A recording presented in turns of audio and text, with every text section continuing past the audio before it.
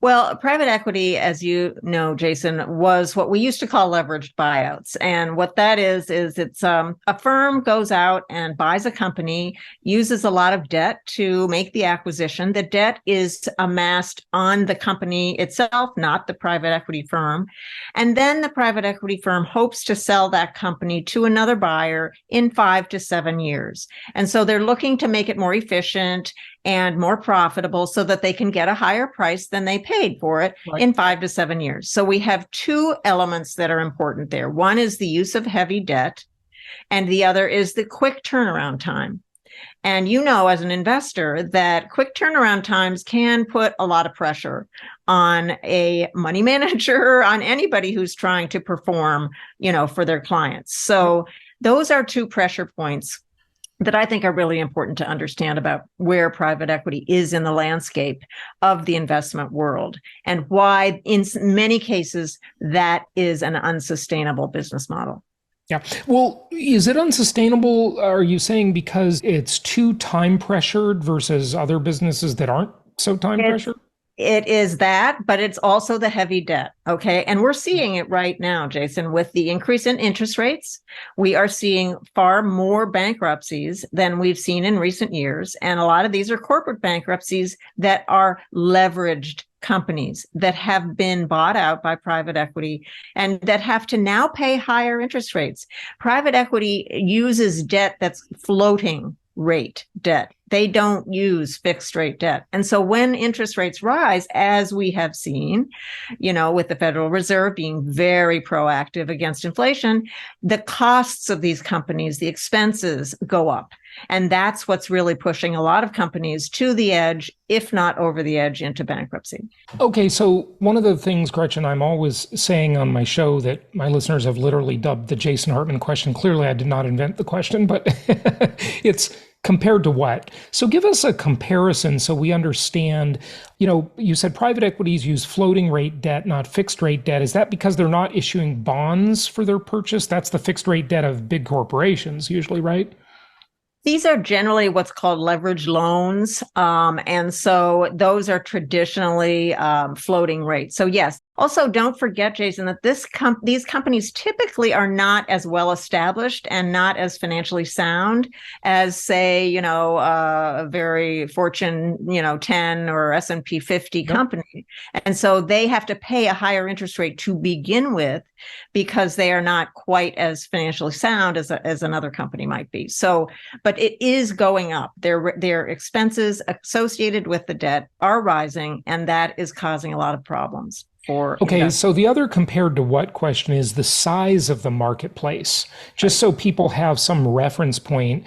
I mean, how big is the private equity world versus how big is the general world of Wall Street and publicly traded companies, or give us some kind of point of reference here.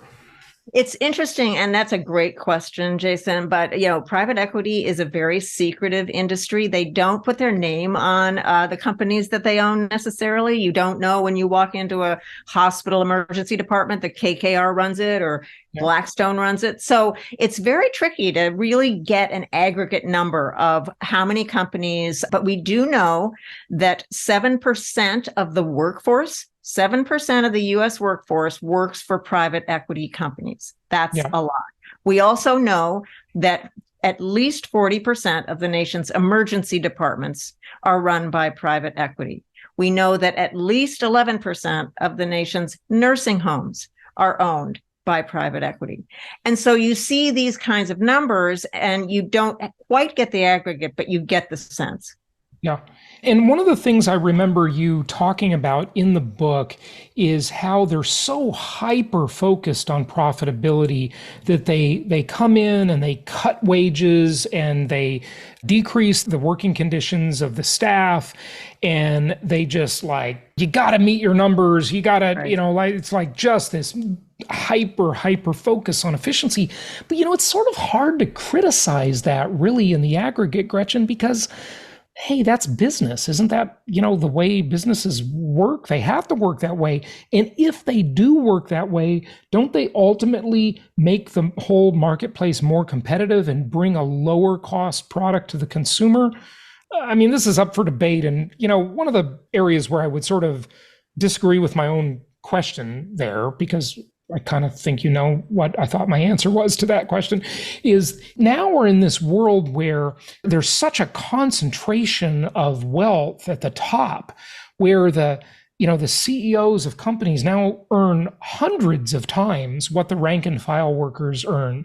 Whereas just a couple of decades ago, that was maybe they'd earn 80 times what the rank and file workers would get. Not the minimum wage, the rank and file kind of middle workers. But now they're earning, 330 times. So how was that allowed to happen? And does it relate to private equity, or is that a separate issue? Well, I think that the corporate CEOs and the ratio that the SEC requires companies now to put in their financial documents, which is very helpful. It does illustrate this problem of the real disparity in wealth between the workers and the management class. And to your question about efficiency, it's really a good one, and it is what their argument is. Their argument is we make companies more efficient. What's wrong with that? We then want to sell them for a profit. What's wrong with that? That's the American way. Plus, we work for public pensions, and so we're benefiting pensioners and public workers. So, but the question is, to what end are these efficiencies? How are these efficiencies affecting customers, affecting workers, affecting pensioners when they buy out a company's pension? So just one example, I think, is very telling, and that is nursing homes. So if you look at nursing homes, and this was a study done in 2021 by very established academics at UPenn, University of Chicago, and NYU, and they found in a longitudinal study that nursing homes owned by private equity, residents of those homes experienced 10% greater mortality rates. Yep. I remember reading that in the book. Than non-private equity owned nursing homes. Okay. Mm-hmm. So you're talking about efficiencies that then translate to higher mortality rates. And the academics that did the study, I spoke with one, and she said, we found that what happened was they would cut staff. And that's why you had the mortality rate increase. It was that simple to them. They wouldn't make the investments in the properties, and but most important, they cut staff. And so if you want to talk about efficiency, I am all for efficiency, but not the kind of efficiency that benefits the owner at the expense of other stakeholders, at the expense of the workers, the customers, the pensioners. And that's really the question here, Jason. Do we want the kind of capitalism that benefits a wide array of constituents? Yep. I think we do. Or do we want the kind of capitalism that only benefits a very, very narrow slice of the population? So to give a little context on what Gretchen is talking about, context is important because really that sort of sea change in thinking started with who I think was a great economist, is Milton Friedman. Right. But, he also was the one who promoted this idea that the corporation has one sole mission only, and that is shareholder value, right? And, it became just too fierce, I think. It sounded good when he said it. In the context in which he lived, it was probably all right to say that.